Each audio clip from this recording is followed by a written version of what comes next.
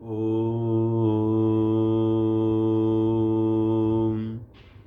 भूर्भुवः स्वः तत्सवितुर्वरेण्यं भर्गो देवस्य धीमहि धियो यो नः प्रचोदयात्।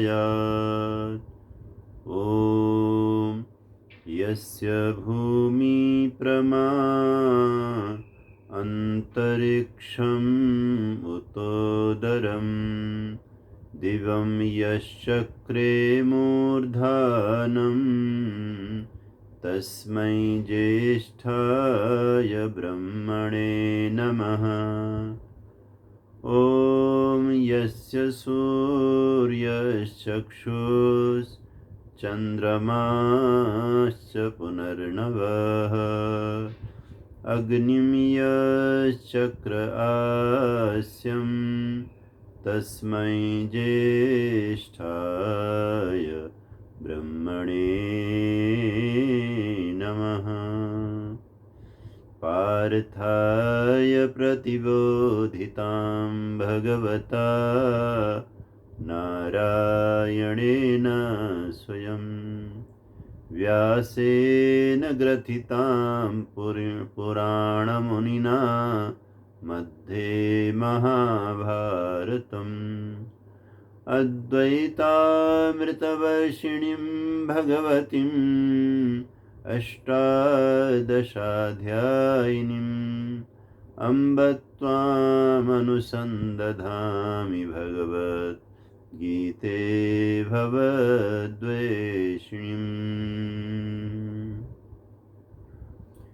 तेरी कृपा के बिना हे प्रभु मंगल मूल पत्ता तक हिलता नहीं, खिले न कोई फूल। दया तथा आनंद से पूरित जिनका नाम, ऐसे ऋषिवर को मेरा बारंबार प्रणाम।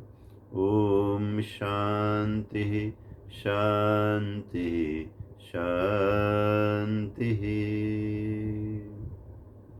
उपस्थित पवित्र आत्माओं,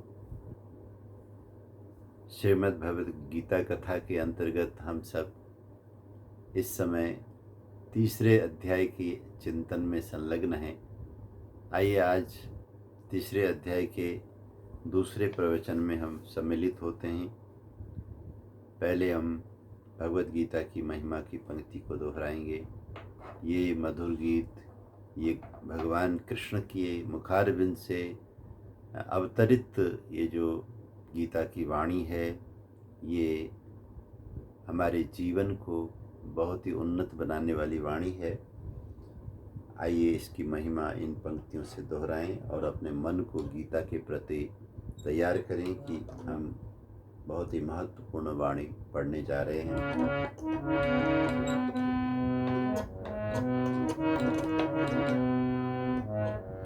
मधुर गीत गीता के गाए चला जा, गाए चला जा, जन्म मृत्यु बंधन मिटाए चला जा, जन्म मृत्यु बंधन मिटाए चला जा। मधुर गीत गीता के गाए चला जा, गाए चला जा, जन्म मृत्यु बंधन मिटाए चला जा।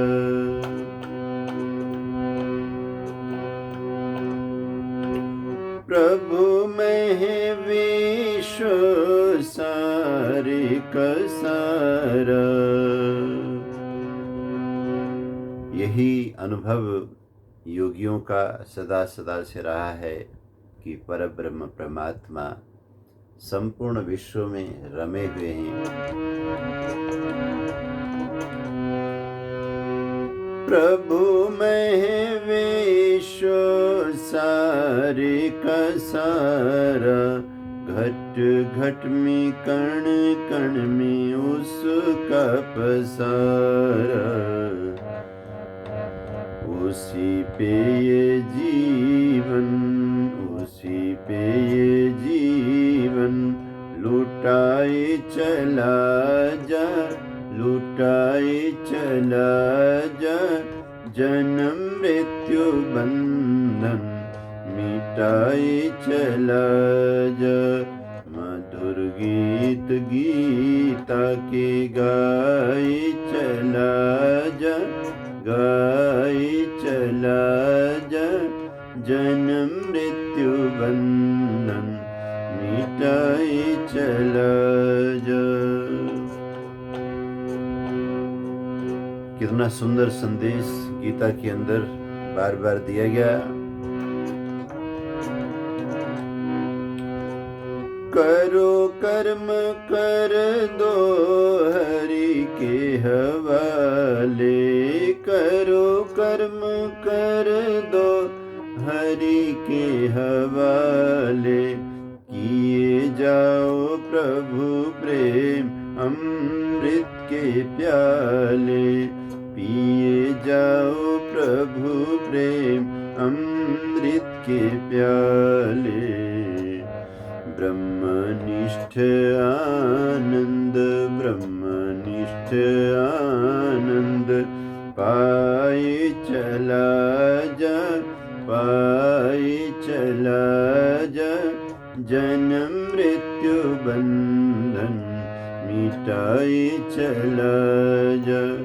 मधुर गीत गीता के, मधुर गीत गीता के, गाए चला जा, गाए चला जा, जन्म मृत्यु बंधन मिटाए चला जा, मिटाए चला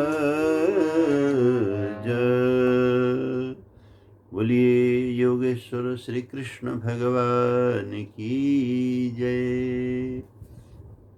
उनकी वाणी से अवतरित ये मधुरतम गीत, मधुर सुनने में, मधुर समझने में, और उससे भी अधिक मधुर जब इन पर आचरण मनुष्य करता है तो सारा जीवन व्यक्ति का दिव्यता से, मधुरता से परिपूर्ण हो जाता है। तो आइए आज के पाठ में हम सम्मिलित होते हैं। भगवद गीता के 3 अध्याय में आज 7वें श्लोक से हम पाठ करने जा रहे हैं। 7वें श्लोक से लेके 12वें श्लोक तक, 7, 8, 9, 10, 11, 12 इस तरह से आज के श्लोक रहेंगे। 6 श्लोक। आप इस पावन ग्रंथ को जरूर हमारे साथ में पढ़ने का प्रयास कीजिए।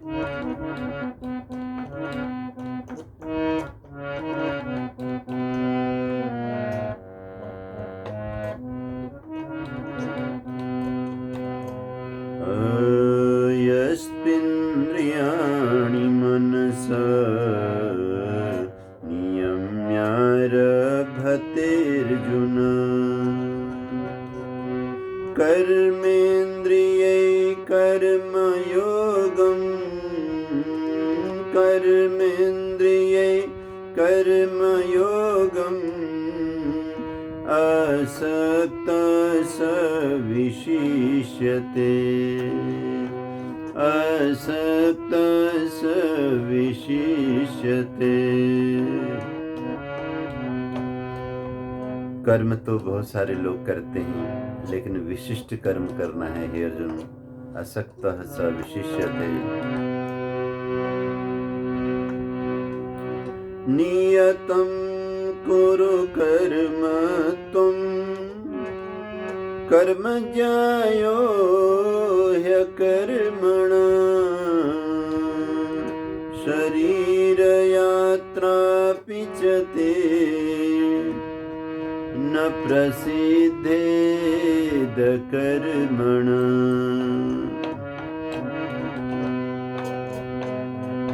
यज्ञ यज्ञार्थात् कर्मणोऽन्यत्र लोकोऽयं कर्मबन्धन तदर्थं कर्म कौन्तेय तदर्थं कर्म कौन्तेय मुक्तसंग समाचर मुक्तसंग समाचर। हे अर्जुन, लोगों को ये पता नहीं है कि जिस परम सत्ता ने, जिस प्रजापति ने इस सृष्टि का निर्माण किया, उनका आशय क्या था, उनका भाव क्या था। किसी की बनाई हुई रचना को बिना समझे जब आप प्रयोग में लाते हो तो आप उसका पूरा फायदा नहीं उठा सकते। भगवान ने सृष्टि बनाई थी यज्ञ के साथ। सहयज्ञ प्रजा सृष्ट्वा पुरोवाच प्रजापति अनेन प्रसविष्यध्वम् एष वोत्युष्टकामधु एष वोत्युष्टकामधु। ये सृष्टि तो बहुत ही प्यारी है। आवश्यकता यह है कि जो भी इस सृष्टि का उपयोग करे, एक कामधेनु गाय को जरूर अपने पास में रखे। उस कामधेनु गाय का नाम है यज्ञ इष्ट कामधु। देवान् भावयतानेन ते देवा भावयन्तु वः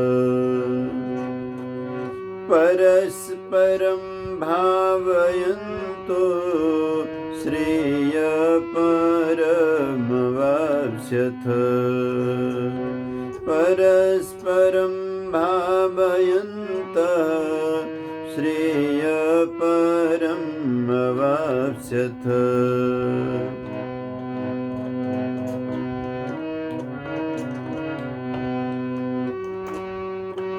इष्टान् भोगान् हि वो देवा दास्यन्ते यज्ञभाविता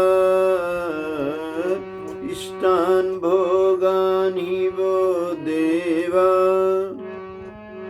दास्यन्ते यज्ञभाविता तैर्दत्तान् प्रदायेभ्यो यो भुङ्क्तेस्तेन एव स यो भुङ्क्तेस्तेन एव स यो भुङ्क्तेस्तेन एव स।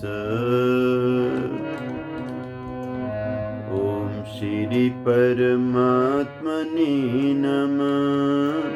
ॐ श्री परमात्मने नमः। ॐ श्री परमात्मने नमः। ॐ श्री परमात्मने नमः। ॐ श्री परमात्मने नमः।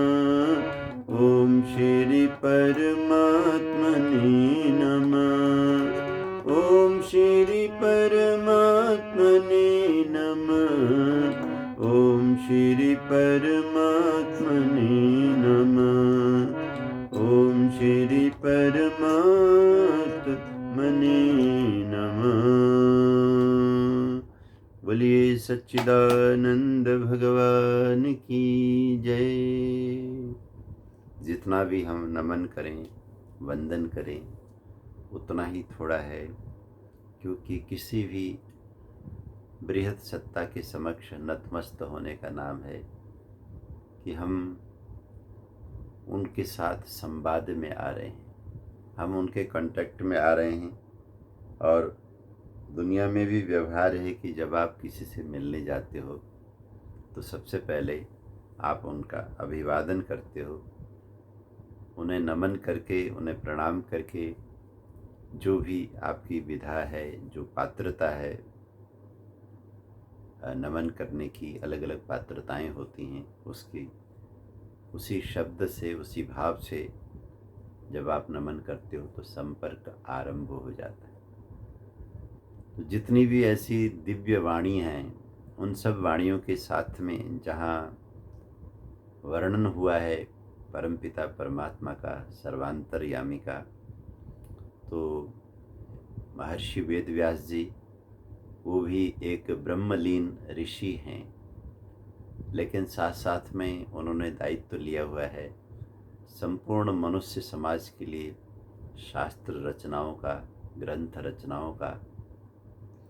उनकी सारी रचनाएं आज पूरे भूमंडल में लाखों करोड़ों अरबों लोगों का कल्याण करती हुई आगे बढ़ रही हैं, क्योंकि सृष्टि के आदि काल में जो ऋषि मुनियों को उनके अंतःकरण में इस सृष्टि के रचयिता भगवान ने चारों वेद दिए, उस पावन गंगा को आगे बढ़ाने की जिम्मेदारी समय समय पर महापुरुष लेते रहेंगे, तभी जाकर के मानव की जिंदगी खुशहाल हो सकती है, उसकी समस्याओं का समाधान हो सकता है।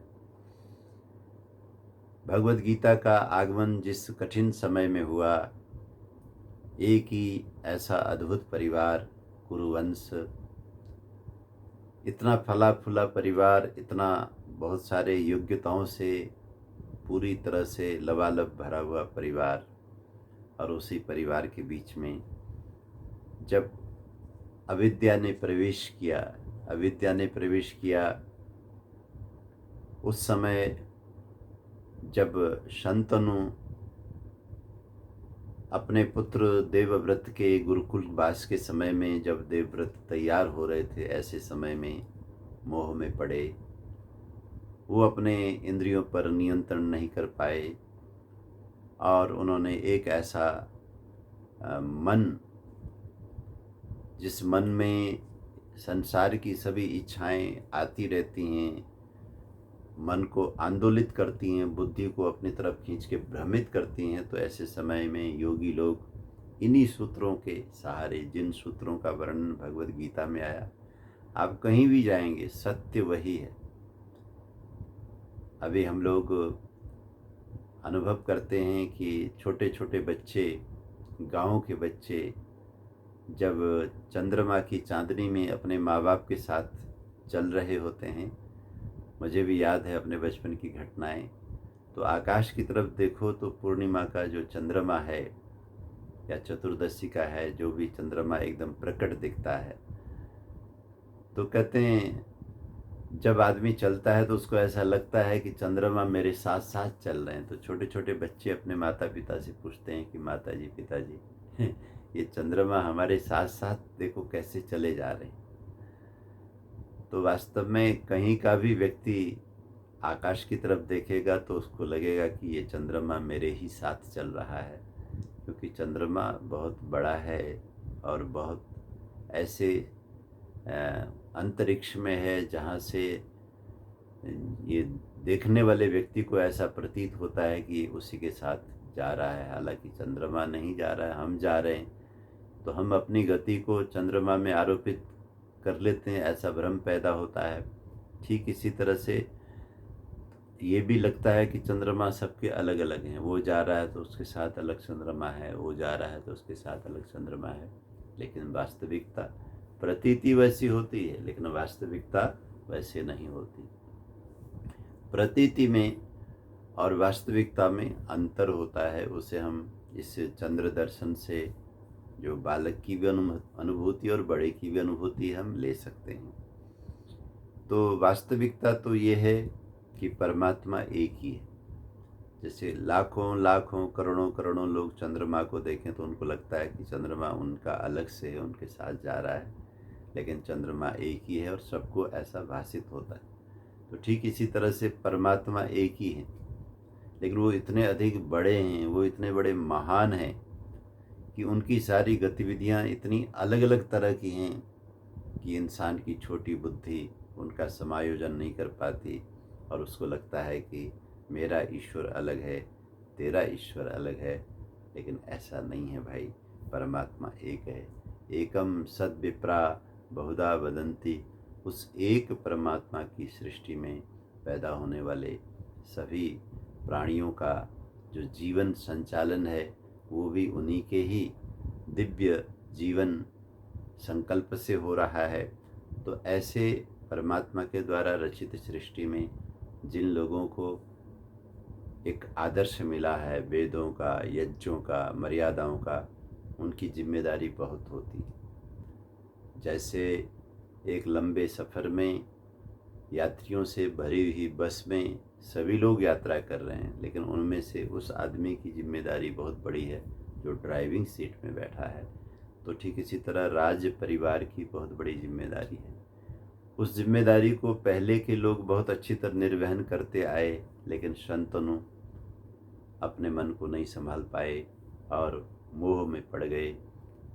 और इस तरह से उसी क्रम में जब ये गृहस्थ आगे बढ़ता चला गया, राज परिवार राज करता भी चला गया और परिवार आगे बढ़ता भी चला गया। और इस तरह के लोग धृतराष्ट्र जैसे जो आँखों से दुनिया को देख नहीं सकते, चर्म चक्षु कार्य नहीं करती, प्रज्ञा नेत्र हैं, प्रज्ञा चक्षु हैं, लेकिन मन इच्छाओं से भरा हुआ है, मन तृष्णाओं से भरा हुआ है, लालसा से भरा हुआ है। ऋषि मुनि गुरुजन महापुरुषों के द्वारा लिया गया राष्ट्र को सामने रखकर, अरे भाई तुम्हारी इच्छाओं को सामने रखकर निर्णय नहीं होगा, राष्ट्र को सामने रखा जाएगा। अभी भी इन दिनों आप लोग गीता प्रवचन सुन रहे हैं, गीता ज्ञान प्रवाह में आप सम्मिलित हो रहे हैं, तो पूरे देश में यही तो चल रहा है। कुछ पार्टियां हैं, कुछ नेता हैं जो निरंतर अपने मैं के लिए अनावश्यक आंदोलनों को खड़ा कर रहे हैं, अनावश्यक लोगों के अंदर एक तरह का क्षोभ पैदा करके उनकी भीड़ इकट्ठी करके, उस भीड़ इकट्ठी को करने में भले ही जितना झूठ बोलना पड़े, जितनी भी गलत फहमी फैलानी पड़े, और जितना भी अब तक अनर्थ तरीके से जुटाया हुआ धन है उसको लगाना पड़े, वो लगा करके जोर लगा रहे हैं। और इस बात की मुझे बहुत खुशी है, आपको भी बहुत खुशी होनी चाहिए कि इतना जोर लगाने के बावजूद भी एक राष्ट्र में धर्म पुरुष जो प्रधानमंत्री के पद में इस समय विराजमान हैं और जिनके सिद्धांत बड़े स्पष्ट हैं और जिनकी साधना भी प्रत्यक्ष दिखाई देती है, वो उन्होंने मानो योगेश्वर भगवान श्री कृष्ण के इस पावन ज्ञान को सीने पे धारण किया हुआ है। वो अडिग होकर के सबका मुकाबला करते हुए राष्ट्र की गाड़ी को लेकर के आगे बढ़ रहे हैं। तो आज के तो धृतराष्ट्र ने थोड़ा सा आत्मचिंतन किया होता कि पांडु का जो राज्य है वास्तव में किसी व्यक्ति का राज्य नहीं, पांडु भी प्रधान सेवक हैं। अगर मेरी आंखें ठीक होती, मैं राजा होता, तो मैं भी राष्ट्र का सेवक होता।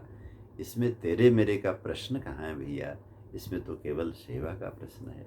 सोचो उन गरीबों के लिए जिनके यहाँ भोजन की दिक्कत है, सोचो उन अनपढ़ों के लिए जिन्हें शिक्षा नहीं मिल रही है, सोचो उन बीमारों के लिए जिनको आरोग्य नहीं मिल रहा है, सोचो उन बेरोजगार लोगों के लिए जिनको रोजी रोटी नहीं मिल रही है। तो राष्ट्र इतना बड़ा होता है, इसमें सेवा के इतने सारे प्रकल्प हैं। तो सेवा में मन लगाने की बजाय स्वार्थ में मन लगाया धृतराष्ट्र ने। मैं बड़ा भाई, मुझे राज्य नहीं दिया गया, मैं बोल नहीं पाया, लेकिन हक तो मेरा ही बनता था। आंखें नहीं हैं तो क्या हुआ, मिलना तो मुझे ही चाहिए था। फिर उसके बाद इस लोभ से भरे हुए मन के साथ जो गृहस्थी आगे बढ़ती गई, उस गृहस्थी में जितने भी बच्चे पैदा हो गए, उन सब बच्चों के मन में भी पिता का वही अनर्थकारी चिंतन आगे बढ़ता चला गया। और विषवेल की तरह उस कुरुवंश में गलत विचारधारा अंतःकरण में जब बढ़ती चली गई, तो ये उस कुरुवंश में, उस परिवार के अंदर भेद उत्पन्न हो गया। तभी ये विश्व युद्ध की नौबत आई और इसमें भगवान श्री कृष्ण अर्जुन को, जो कि परिवार को प्रेम करते हैं, समाज को उजड़ने नहीं देना चाहते हैं, वो देव पुरुष हैं, वो देना पसंद करते हैं, किसी का सुख लेना तो उनको बिल्कुल भी अच्छा नहीं लगता है। तो ऐसे अर्जुन के उस निराश और हताश होने पर योगेश्वर श्री कृष्ण को इन अमृत वचनों को सुना करके जगाना जरूरी हो गया था। कहते हैं किसी भक्त ने अपने भाषा में एक जगह कहा कि हे मेरे ईश्वर, दुआ दे कि मैं तेरे तरीके जान जाऊं। हे मेरे ईश्वर, मुझे दुआ दे। यानी भगवान से इस भक्त ने प्रार्थना ये नहीं की कि मैं सुखी हो जाऊं, मुझे राज्य मिले, मुझे धन दौलत मिले। वो ये कह रहा है कि हे मेरे ईश्वर, दुआ दे कि तेरे तरीके मैं जान जाऊं, जो तुम्हारे तरीके हैं इस संसार को बढ़िया रखने का, सबको सुखी रखने का, उन तरीकों का मुझे पता चले, तो उनसे मैं मोहब्बत करूं। वो जो आपके तरीके हैं, जो आपका सृष्टि को सुखी रखने का जो सद्ज्ञान है, उस ज्ञान से मुझे प्यार हो जाए और उन पर मैं आचरण भी करूं। यहाँ 3 बिंदु हैं इस प्रार्थना में। किसी व्यक्ति ने प्रार्थना की, हालांकि जितनी भी प्रार्थना इस पृथ्वी में कोई कर पाया है, जितने लोगों ने भी आज तक की है, और वर्तमान में जितने भी कर रहे हैं और आगे आने वाले भी जितने लोग करेंगे, सबकी प्रार्थना वेद के मंत्रों में कहीं न कहीं की हुई प्रार्थना ही है। नई प्रार्थना करने की कोई संभावना नहीं है। जैसे इस सृष्टि में आप जहाँ कहीं भी रहते हैं तो बनी बनाई धरती में रहते हैं, खुद धरती बना के नहीं रह सकते। ऐसे जो सत्य है वो पहले से है, सिर्फ आप उसका उपयोग करते हो तो आपको लगता है कि ये नया है। तो इसमें 3 बातें उसने कही कि ये मेरे ऊपर अनुग्रह करो भगवान कि मैं आपके जो सृष्टि चलाने के तरीके हैं उन तरीकों को मैं जान जाऊं, क्योंकि मैं अपने तरीके से सृष्टि में रहूँगा तो कुछ न कुछ गलतियाँ होती रहेंगी, क्योंकि मैं एक अज्ञानी व्यक्ति हूँ और आप पूर्ण परमेश्वर हैं। दूसरा ये कि अगर मैं जान जाऊं तो उन जानी हुई बातों में मुझे प्रेम हो, लगाव हो, क्योंकि बहुत सारी चीज़ें हमारे जीवन में ऐसी हैं जिन्हें हम जानते हैं, मानते हैं कि ये अच्छी हैं, लेकिन उनके प्रति हमारे अंदर रुचि नहीं, लगाव नहीं। तो लगाव न होने के कारण तीसरी बात नहीं होती। भक्त ने कहा कि और कृपा करो कि मैं उन पर चल पड़ूं, मैं उन पर चल सकूं, यानी कि भगवान के तरीकों का हमको पता लग जाए, भगवान के तरीकों से हमको लगाव हो जाए, और जिस चीज़ से लगाव हमारा हो जाता है उसको करने में बड़ी आसानी होती है, उसको करने में बड़ा आनंद होता है। हम देखते हैं ना, संसार के कठिन काम भी लगाव के कारण, आसक्ति के कारण व्यक्ति बड़े आराम से कर लेता है, और संसार में बहुत अच्छे अच्छे काम हैं लेकिन लगाव न होने के कारण उनको करने का मन नहीं करता है।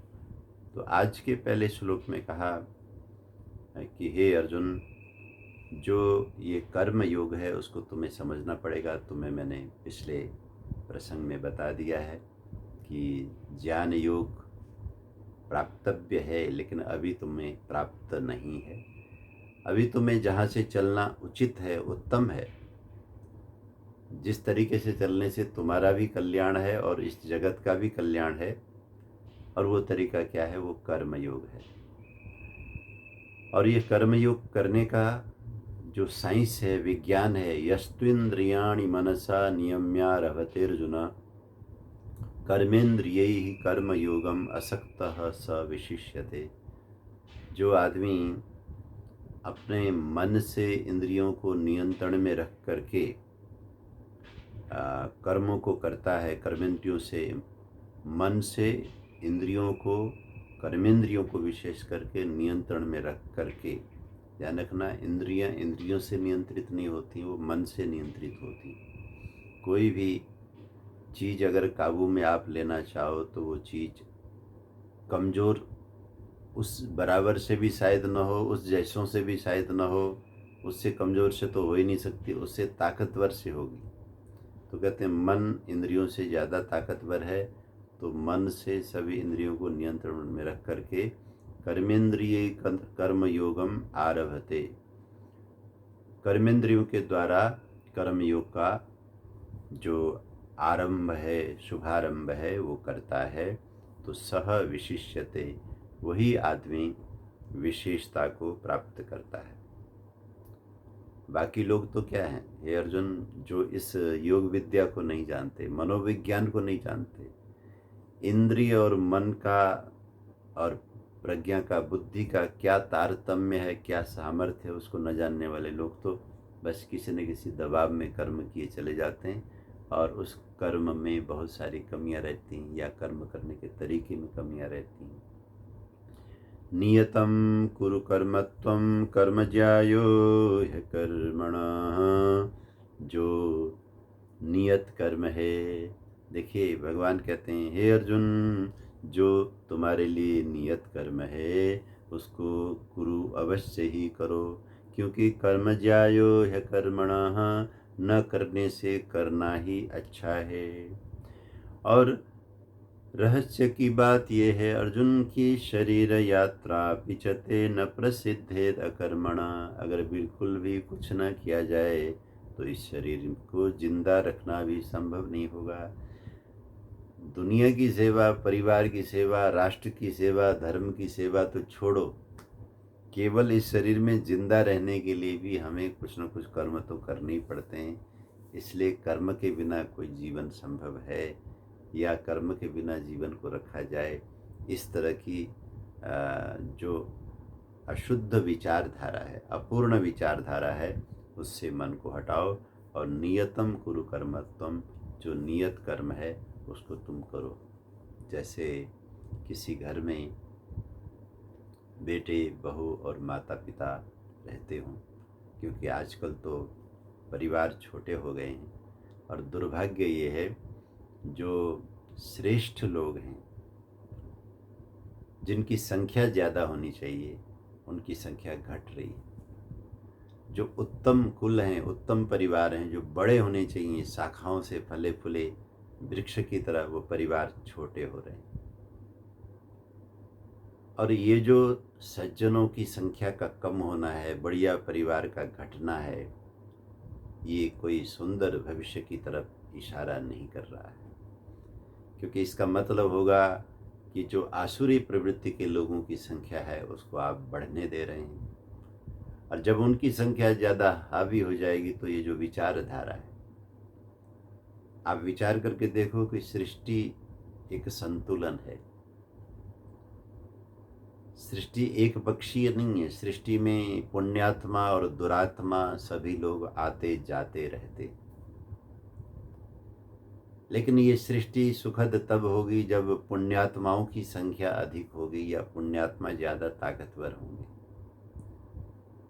और जब पुण्यात्माओं की शक्ति घट जाएगी और दुरात्माओं की संख्या ज़्यादा हो जाएगी, ताकत ज़्यादा हो जाएगी, तो इस सृष्टि में, इस दुनिया में बहुत पीड़ा है, बहुत दुख है, बहुत व्यथा है।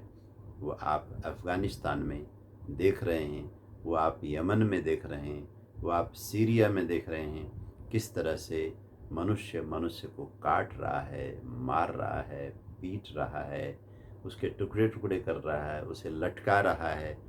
ऐसी यातना मनुष्य मनुष्य को दे रहा है कि उसे देखना भी बड़ा दुख देता है। अगर एक भयानक दृश्य देखो तो सज्जन आदमी का पूरा दिन खराब हो जाता है कि ऐसा भी होता है क्या। तो इस वजह से उन लोगों को अपना परिवार ज़रूर बढ़ाना चाहिए, अपने अच्छे लोगों की संख्या बढ़ानी चाहिए जिनके पास में सामर्थ्य है। तो कहते हैं बेटे बहू माता पिता रहते हैं, माता पिता वृद्ध हैं, बेटे बहू ने कहीं जाने का प्रोग्राम बना लिया है, मान लो उन्होंने कोई नई आई हुई मूवी पिक्चर देखने का टिकट ले लिया, जो टिकट बड़ी मुश्किल से मिलती थी। शाम को जाना है मूवी देखने के लिए, और दोपहर को जो वृद्धा माता हैं उनको बुखार चढ़ गया है। उनके शरीर में पहले से ही कई तरह की कमियां हैं और बुखार के चढ़ने की वजह से उनकी स्थिति बहुत दयनीय हो गई।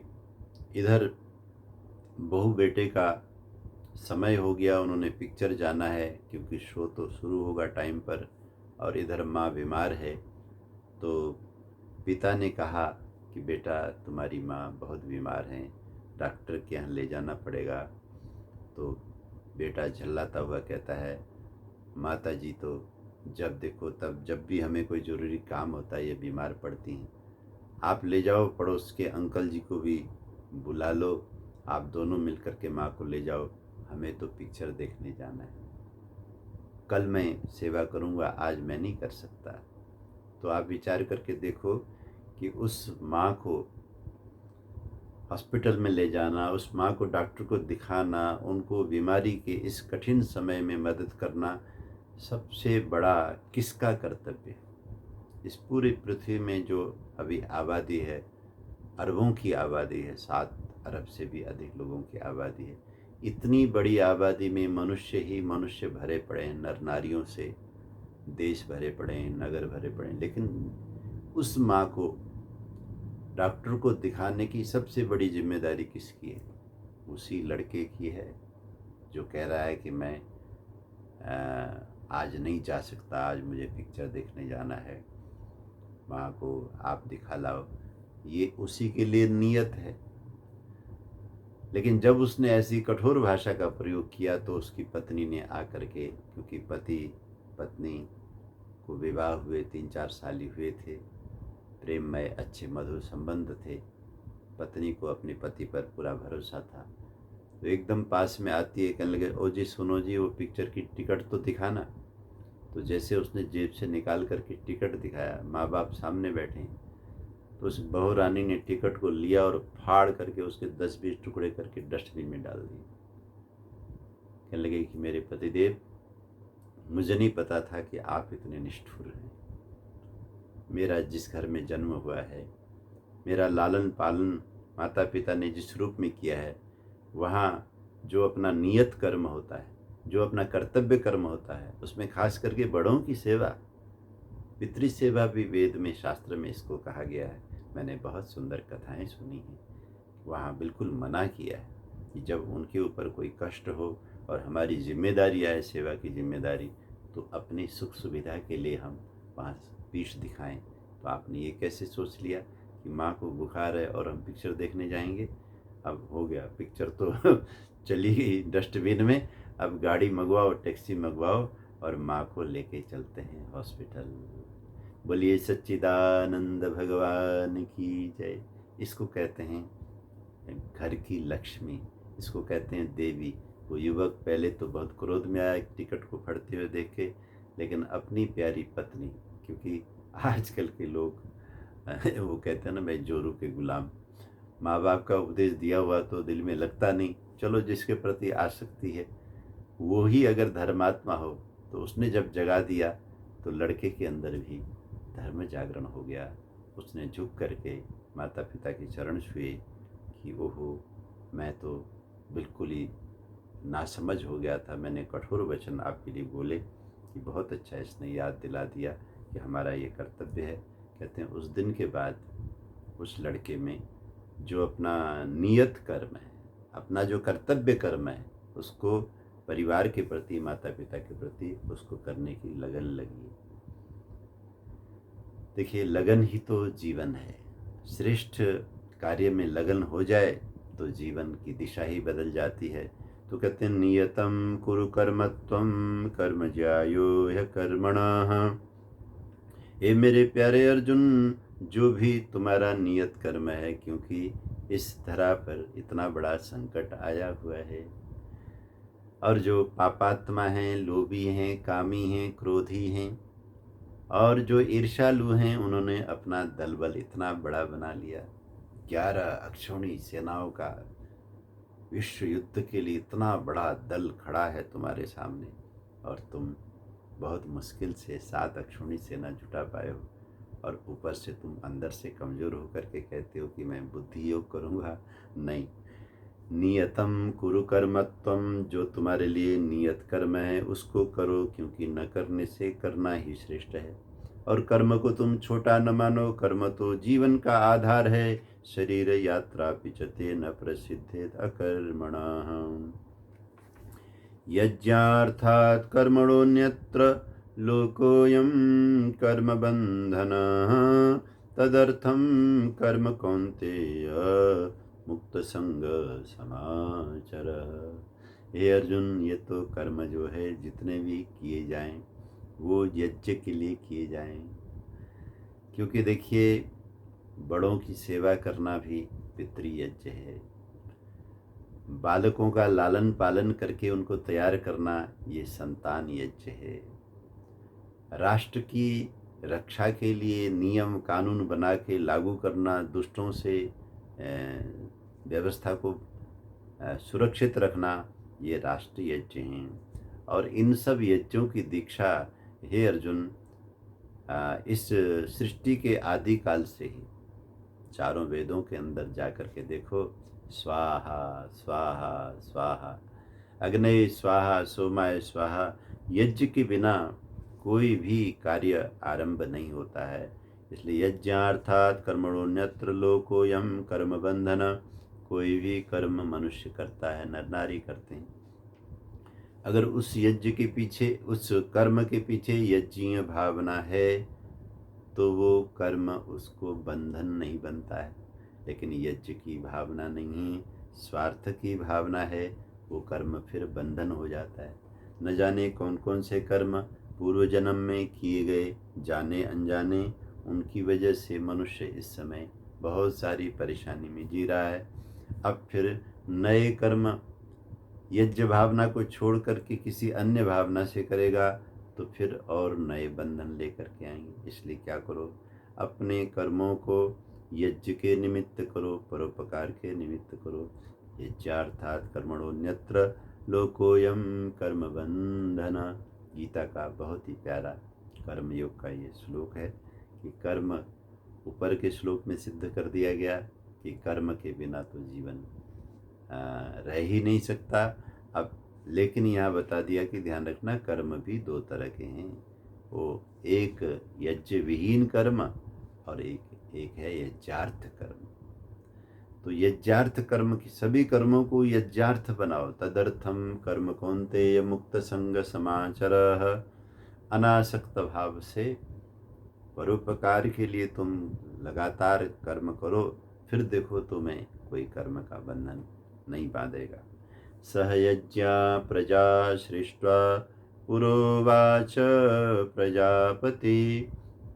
अनेन प्रशविष्यध्वं एषवोस्त्विष्ट कामधुक्।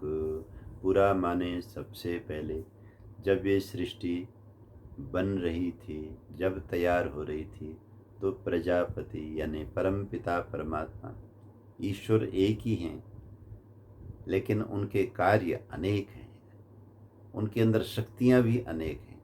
तो अनेक होने से उनको अलग अलग कार्य के साथ अलग अलग नामों से याद किया गया। और पौराणिक विधा ये रही है कि जब नाम ही अलग है तो चलिए उनको याद रखने के लिए कोई उनका स्वरूप भी अलग बना लेते हैं। ये जितने भी स्वरूप हैं, जितने भी पौराणिक कथाएं हैं या अलग अलग देवी देवताओं की छवियां हैं, वो उस एक अखंड ब्रह्म को उस कर्म के साथ याद रखने के साधन हैं। जैसे आप अपनी एक डायरी बनाते हो तो उस डायरी में अपना हिसाब किताब लिखते हो, तो उस डायरी में पन्ना नंबर लिखते हो, 50वें नंबर में इस तारीख का हिसाब है, 60वें नंबर में इस किताब है। ठीक इसी तरह जो प्रजापति, यानी कि ये कहा जाता है ना भी ब्रह्मा जी ने सृष्टि बनाई, तो वही एक अखंड परमपिता परमात्मा सृष्टि को बनाते हैं अपने पूर्ण सामर्थ्य से और संकल्प से। तो उस समय वो कहलाते हैं ब्रह्मा। और बनाएंगे कैसे? वेद के अनुसार बनाएंगे। इसलिए ब्रह्मा जी की जो छवि बनी तो उसमें उन्होंने, वो एक तो उनका स्वरूप हमेशा वृद्ध का दिखाया जाता है, वृद्ध का मतलब होता है सबसे पुराना। दूसरा ये दिखाया जाता है कि उनके पास में चारों वेद हैं और चतुर्मुख हैं। चतुर्मुख का मतलब है कि एक साथ चारों वेदों का उपयोग करके उन्होंने सृष्टि की रचना की। सृष्टि में उन्होंने ज्ञान भी रखा, कर्म भी रखा, भक्ति भी रखा, विज्ञान भी रखा। तो कहते हैं प्रजापति ने क्या किया, सहयज्ञा प्रजा सृष्टा, सभी नर नारियों को जब बनाया, उनके शरीर बनाए, उनके लिए व्यवस्था बनाई, तो यज्ञ के साथ में बनाई। यज्ञ को साथ में रख करके बनाया कि ये जो तुमने जीवन जीना है यज्ञ के साथ जीना है। पुरोवाच प्रजापति, और फिर अपना उपदेश दिया। अनेन प्रसविष्यध्वम, ये जो यज्ञ है इसके माध्यम से ये सब अस्तु इष्ट कामधुक, अपनी कामनाओं का दोहन करो। जैसे कोई गोपालक गाय पालता है और जब कभी भी उसे दूध की ज़रूरत होती है तो उसी पाली हुई गाय को, जिस गाय को उसने घास खिलाया है, जिस गाय को उसने पानी पिलाया है, जिस गाय को उसने चरगाह में चराया है, प्यार किया है, गोबर हटाया है, उसे नहलाया है, उसका ध्यान रखा है, फिर उसी गाय से सुबह शाम उसे अमृत जैसा दूध प्राप्त होता है। उस दूध के माध्यम से अपने घर के सारे खर्चे वो चलाता है।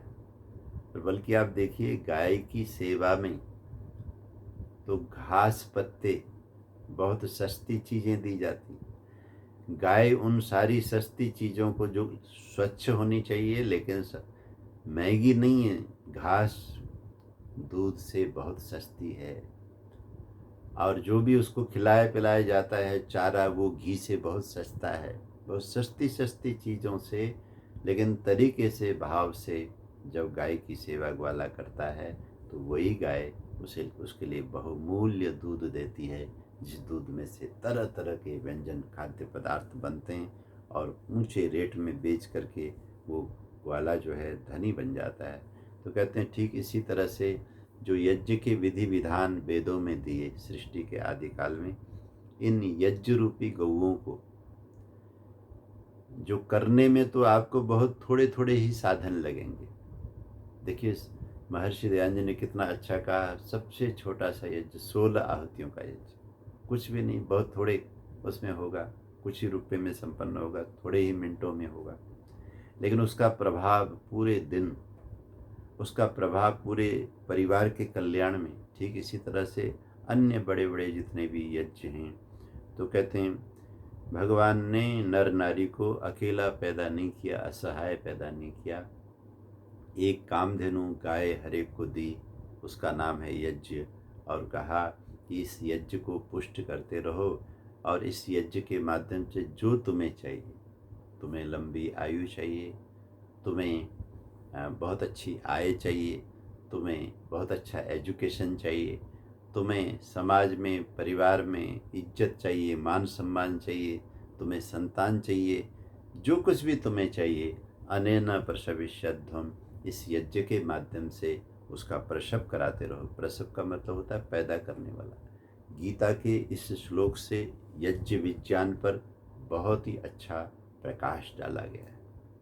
इसलिए मैं बार बार अपने महर्षि दयानंद जी के मिशन से जुड़े हुए चिंतकों से, विशेष करके आचार्यों से, जो बिना सोचे समझे अपनी ही संस्कृति को दुर्बल बनाने के लिए गीता जैसे अद्भुत ग्रंथ पर अपनी ठीक राय नहीं रखते हैं, तो उनसे मैं निवेदन करता हूं कि आप वेद के पोषक ऐसे सुंदर विचारों को समझ करके गीता की महिमा को समझें, जिससे कि आप तो वेद भक्त हैं ही हैं, यज्ञ भक्त हैं ही हैं, तो पूरे विश्व में जितने भी कृष्ण भक्त हैं वो सब भी वेदों की तरफ आ जाएं, यज्ञ की तरफ आ जाएं, हमारा परिवार एक हो जाए। तो कहते हैं ये सब तुष्ट कामधुक, ये यज्ञ जो है तुम्हारी कामनाओं को पूर्ण करने वाला। जब जब जिस जिस यत् कामास्ते, स्वयं वेद माता ने कहा यत् कामास्ते जुहुमस्तन्नो अस्तु वयं श्याम पतयोरयिणाम।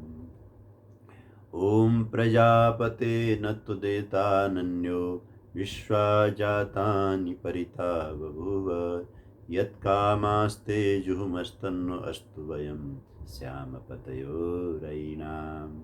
उस वेद की ऋचा के अंदर जो रहस्य रखा गया उसी को भगवान इस तीसरे अध्याय में इस कर्म योग में खोल करके समझा रहे हैं।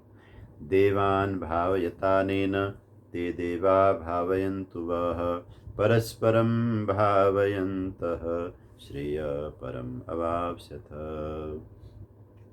इस यज्ञ के माध्यम से तुम क्या करो, देवान भावयत, इस सृष्टि को सुंदर बनाए रखने के लिए, इस सृष्टि में सभी प्रकार के भोग्य पदार्थ की सृजना के लिए भगवान ने जितनी भी दैवी शक्तियाँ, सैकड़ों सैकड़ों प्रकार की दैवी शक्तियों की ड्यूटियाँ लगा रखी हैं, वो अपना काम किए चले जा रहे हैं। किसान ने तो खेत में जा कर के एक दाना ही तो डाला है, लेकिन उस दाने को पौधा बनाना, पौधे से फिर उसका वृक्ष बनाना, उसमें पत्तियाँ, डालियाँ, फल फूल कौन ला रहा है? कोई किसान थोड़े ला रहा है। ये हमारे तथाकथित आंदोलन करने वाले लोग बार बार एक दिया गया, जो अच्छे लोगों को दिया गया सम्मान है, उसका दुरुपयोग कर रहे हैं। भाई अन्नदाता किसान, किसान कौन होता है? अन्न देने वाला। किसान भी एक व्यापारी, वो भी एक बिजनेस मैन है, इसलिए वो कोई अलग से, ये तो उस गांव के भोले भाले सज्जन धर्मात्मा यज्ञ करने वाले, दान पुण्य करने वाले किसान को दिया गया सम्मान था। भाई तुम तो अन्नदाता हो। वास्तव में अन्नदाता इंसान थोड़े हो सकता है, अन्नदाता तो भगवान है। वेद में कहा अन्नपते, हे प्रभु आप ही अन्नदाता, अन्यस्य नो धेयि, इस अन्न का फल जो जीवन है, प्राण है, वो हम पर धारण कराइए।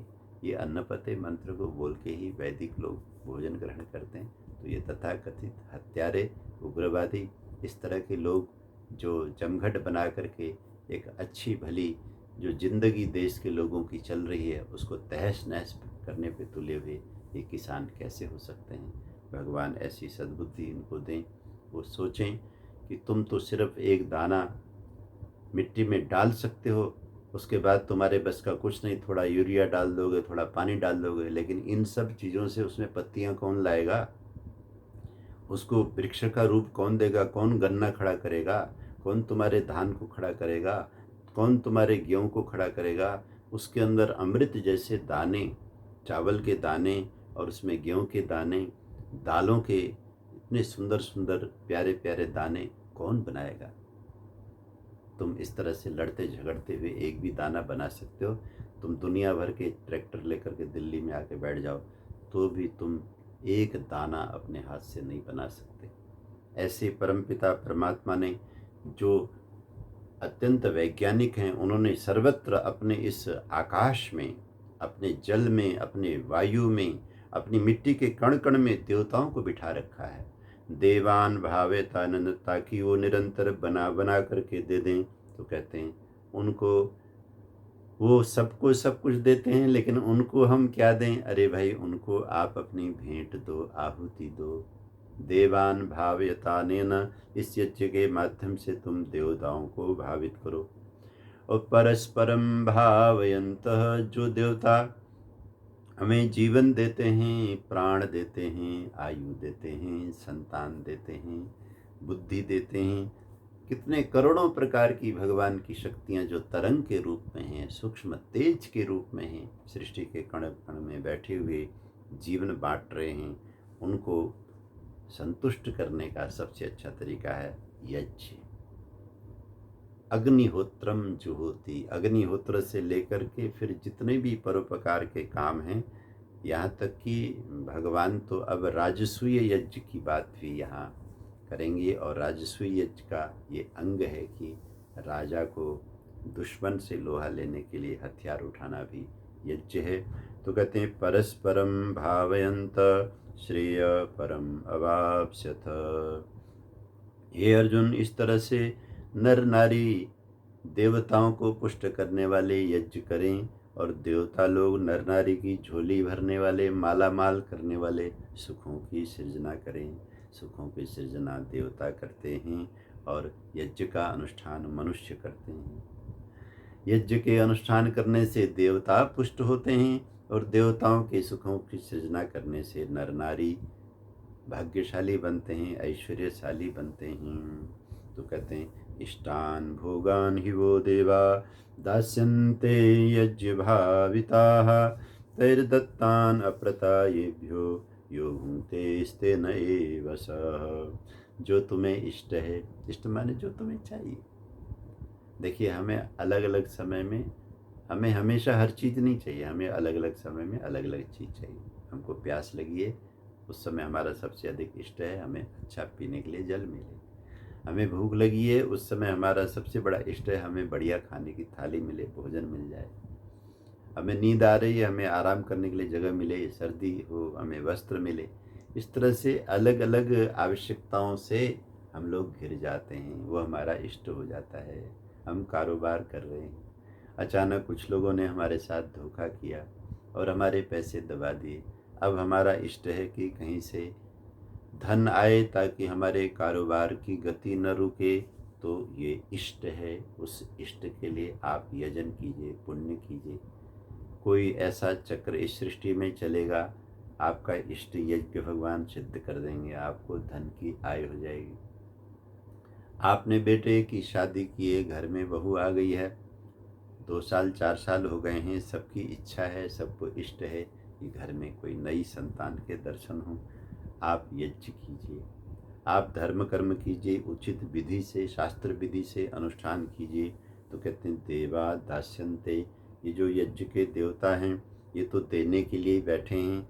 ये यज्ञ से भावित कर दीजिए पहले इनको, जब ये यज्ञ से भावित हो जाएंगे तो तुम्हें इसका फल मिलेगा। लेकिन एक बात और भगवान ने यहाँ समझाई, कहते हैं जब तुम्हें किसी चीज़ की बहुत ज़्यादा ज़रूरत होगी और तुम उसके लिए यज्ञ करोगे और यज्ञ भगवान उसका तुम्हें फल देंगे। अब फल पाने के बाद फिर तुम यज्ञ से मुख मत मोड़ लेना। जो तुम्हें यज्ञ का फल मिला उसमें से भी निकाल करके फिर यज्ञ के निमित्त लगाना। इस तरह से यज्ञ चलता ही रहेगा। मैंने शायद अमेरिका की एक घटना सुनी थी कि किसी व्यक्ति को कोई समस्या आ गई ज़िंदगी में, धन की बड़ी तंगी आ गई, परेशानी आ गई। तो उसने एक व्यक्ति से प्रार्थना की कि मैं इस समय बहुत परेशानी में हूँ, तो मुझे इतने डॉलर चाहिए, इतने रुपए चाहिए। तो दानी व्यक्ति ने याज्ञिक, क्योंकि दान की भावना ही तो यज्ञ भावना है, दानी व्यक्ति ने देखा कि ये आदमी दुखी है, फलानी बीमारी से ग्रसित है, तो इसको मुझे इतने $1000 देने चाहिए। तो उसने उदारता के साथ वो डॉलर दिए। कहते हैं वो आदमी इलाज करा के ठीक हो गया और ठीक होने के बाद में उसके मन में विचार आया कि अब मुझे ये पैसे लौटा देने चाहिए।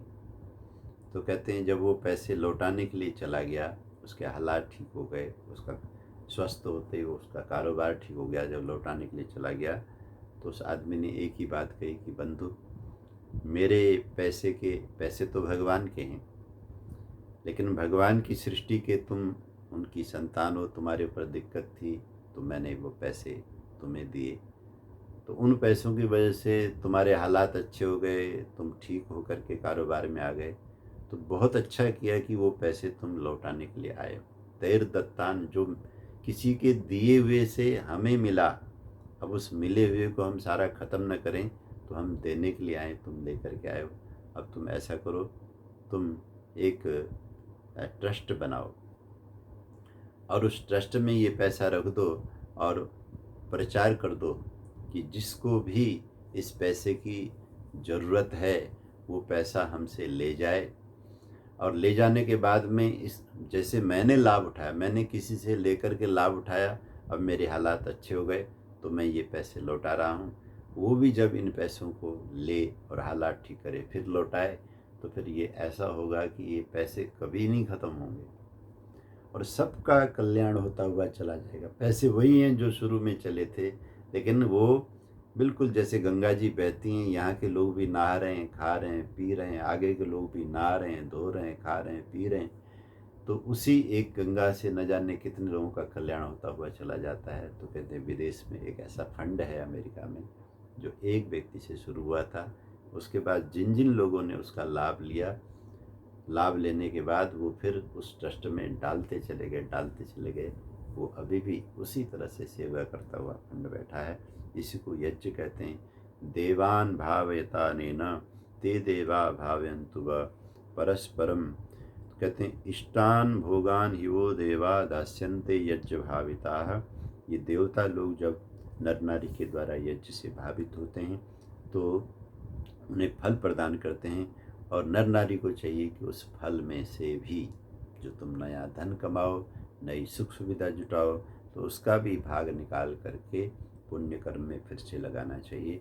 अगर ऐसा नहीं करेंगे तो फिर भगवान ने बहुत कठोर शब्द में कहा, फिर हम चोर हो जाएंगे, चोरी करने वाले। तेन एव स, जो देवताओं के द्वारा दिए गए पुण्य फल, समृद्धि, सुख सुविधा में से भाग निकाल कर फिर पुण्य कार्य में नहीं लगाता, वो चोर है।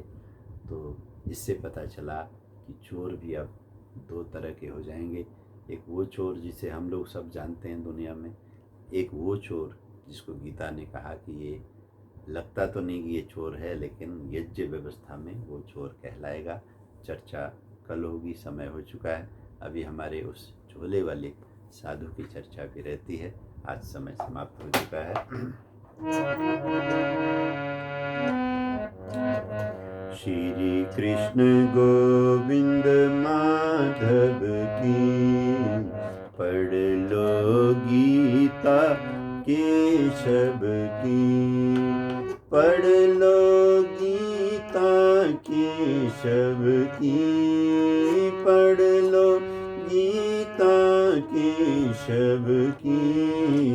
श्री कृष्ण गोविंद माधव की, पढ़ लो गीता केशव की, पढ़ लो गीता केशव की। बोलिए सच्चिदानंद भगवान की जय। आप सबने प्रेम से श्रवण किया। भगवान सबका मंगल करें। ओम शम।